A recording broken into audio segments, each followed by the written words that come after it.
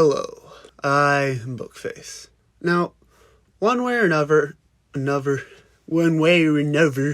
just about everyone knows what werewolves are. I don't know if that was so much ooh-woo voice as it was old man without teeth voice. One way or another, just about everyone modern day knows what werewolves are. And if you're like me and do the research, if you only look a tiny bit further, pretty much all resources will point out that in different parts of the world, there are creatures a lot like werewolves, but with other animals. At large, this can be referred to as therianthropy, if you want to be smart. I don't know what, I think I was going to be insulting there, but I feel like that's just a fancier way of putting it. I don't know. As opposed to lycanthropy, which is just for wolves. Wolvesonly.com. That's a furry site, I'm sure. No, don't. No. I've already got too much with the furries. Now, a few sources that I've read suggest that therianthropes, by different region, tend to be based on the largest threat or the alpha predator in that area, since the whole idea of a human turning into an animal is usually some sort of psychological thing that comes with fear, human nature, savagery, whatever you want to call it. I could write a whole essay, but there are people who have already done so about why we as people imagine humans turning into big scary animals. You know, there's some paper that says werewolves showed up because of ancient furries, and I don't want to read that paper. So, with that in mind, in places without wolves, maybe it's a bear, a lion, or perhaps a tiger. So those are like the main ones that any therianthrope research will give you. But here's the thing. Haven't been able to find much for bear or lion, despite the fact that almost every source says, yep, it's a thing. It's a thing somewhere. And I'm like, where though? Tiger, however, I also had a lot of trouble finding. But it was a lot easier for me to find than the other ones. Like I said, a lot of references mention weretigers specifically, but then don't describe them at all or give any names. So I'm just like, okay, where are the receipts, my dude? And then I realize I'm talking to my books and I'm scheduled another meeting with my therapist, but we don't have to go in that. So we're going to talk about a couple of those today. And with all that out of the way, let's jump right in. Woo! First up, we have the Thamancha, which is a Burmese creature whose name means tree tiger. They live in caves deep in the forest. I'm not a cave expert, but I don't think there are usually a lot of trees in them. Now, the story of this creature goes that there were these medicine men seeking out some poisonous plant. Don't worry, it was for some good medical reason. It wasn't one of them trying to resolve a marital dispute in a bad way or a prologue to a Resident Evil game. But when they got there, they didn't do the proper rituals and rites after they found it, and as a punishment from the gods, they were turned into man-eating tigers. The only picture I've been able to find, however, looks very little like a tiger in my opinion. It doesn't have stripes. It's kind of the tiger's bread and butter. Other than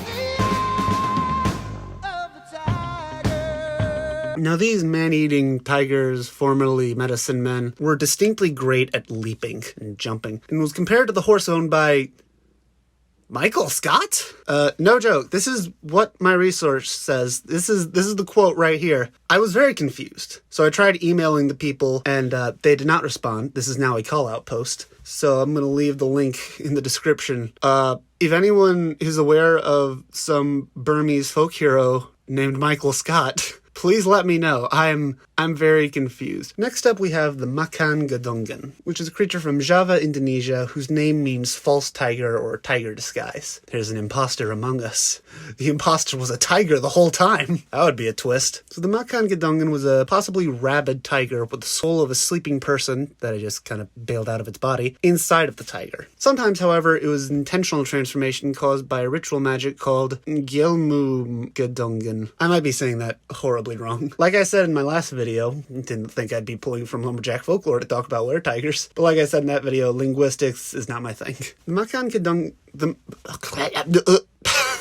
I don't know what that was. The Makan Gadungan can be identified by not having a dimple in the upper lip, and apparently this dimple, this one right here, because I wasn't entirely sure what it meant, is actually called a philtrum, which I did not know, and I don't think I would ever actually notice that on somebody. I already struggle to make eye contact. You think I'm going to be looking for a dent in the middle of the upper lip? When I have conversations with people, I look directly in the opposite direction. That's my plot twist in all my my in-person videos. I'm actually facing the other direction, and I'm just a skilled contortionist and can twist my legs around my whole body. I'm painting an image that I don't need to paint, especially considering I haven't done an in-person video in so long.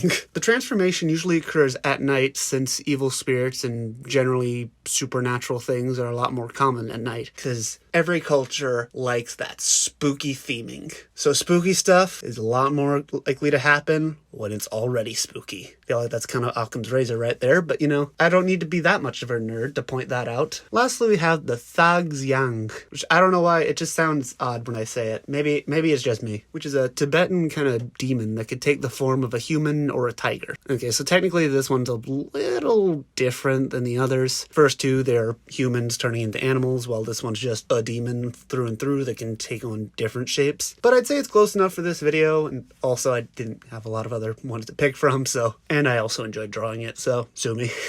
Please don't sue me. Prowls outside of villages and rips apart travelers. This is why I never go anywhere. Definitely not because I'm an antisocial hermit. I'm just worried about the thagzyang. This creature would turn into a human to attract a victim to them and then transform into a tiger and kill them and like rip them apart. It's brutal. Plot twist. I'd be likelier to go look at a tiger than I would a person. I'm so incredibly safe because having the tendency to walk up to a tiger instead of a person makes a lot of sense to me. I have the best survival instinct. People would be considered more vulnerable if they were not strong or religious. Say it with me now. Out, demon! And these creatures were believed to drain the life essence out of their victims. But what if I'm already dead inside? And there we have 3 were-tiger creature things. It's a little iffy. The thing that I've found with doing in-depth research into these therianthrope things, they really don't share that much with a werewolf. I'm gonna be honest, and granted I'm guilty of this too. I think just about every resource that I use, despite wanting to be as accurate as possible, is gotta get in those buzzwords. Despite the fact that these really don't seem much like werewolves at all, they're always compared to werewolves just because they're more popular. But personally, I like the obscure things I never would know. After a while, and it might just be because I research these things like crazy, I have so many reference books, that the basic stories just seem almost a little dull to me. I want to see some interesting different takes on it, some twists, some what does this say about the culture? I'm just a nerd is the answer.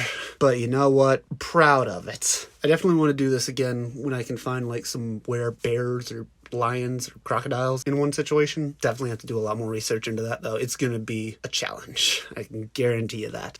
If you want to see more animals videos, and specifically not wolves, let me know down below because it's gonna take a lot of effort. So I'll definitely need some motivation to get on that anytime soon. If you like this video, please leave a thumbs up, comment down below and subscribe, and I will see you next time. Bye!